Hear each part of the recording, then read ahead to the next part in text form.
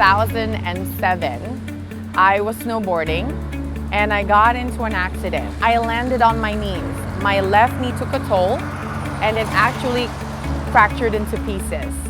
And when it did that, it required 4 knee surgeries. And I was in crutches for almost 2 years. And then from that then on, I started getting depressed. Like I was depressed because I couldn't go out and do the things that I wanted to do. I was suddenly slave to the couch because I was healing. And then that's when I started getting big.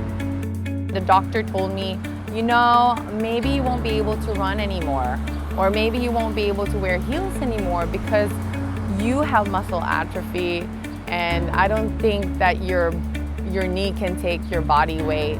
I took that as a challenge. I didn't take it as a negative thing like, oh my gosh, my life is doomed. I took it as like, you know what? I'm gonna prove you wrong. I'm gonna show you what Ronita can do. So when I started going to the gym, I was actually intimidated. Sometimes I felt like I don't want to go. People are just gonna mock me maybe, or they're gonna think of, I don't know, of making fun of me in their own head, even without telling me right in front of my face. But then I realized before those people in the gym got to where they are now, they all had to crawl. I'm sure they all went through the same insecurity or the same kind of thinking that, oh my gosh, this is hard. My mentality at that point was, that's right, keep looking at me. Look at me and look at me good. And look at me 3 months from now because I'm gonna run circles around you. There was a girl, she's more of a heavy set, and this was the time I actually started losing weight. Just because I was already losing weight or more on a smaller size, that doesn't mean that I have no compassion or don't understand the struggles of what a big woman would go through. So my goal, I remember at the gym, was become the welcoming committee of the plus size community. So basically anybody that steps in the gym, I made sure I made friends with them. I said, hello, how are you? What's your name? Where are you from? You know, just got to know them and befriended them and encouraged them to go to the gym. And then I started getting positive feedbacks from that. I started posting everything that I think, all the negativities that was said to me before or that went through my head and how I've overcame them. I think that encouraged a lot of women and a lot of people particularly.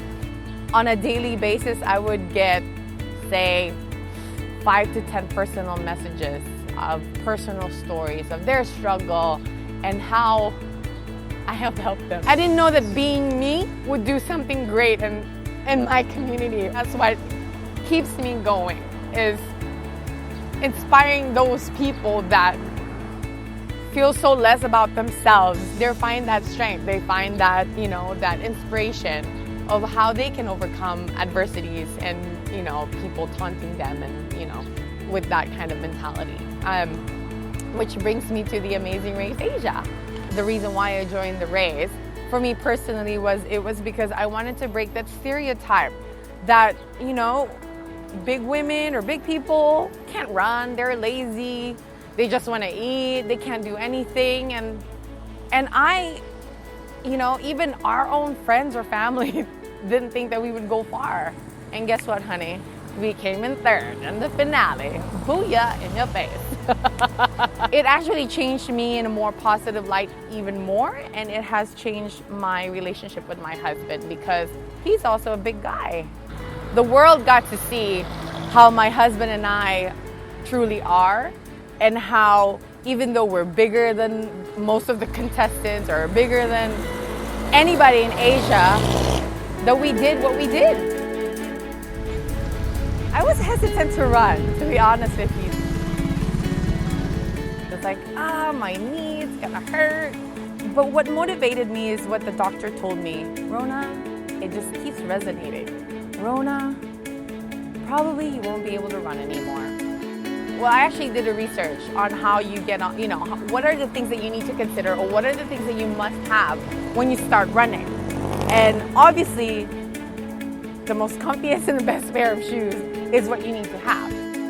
What I loved about it, why I continue doing it, is the fact that I get to tune out the world.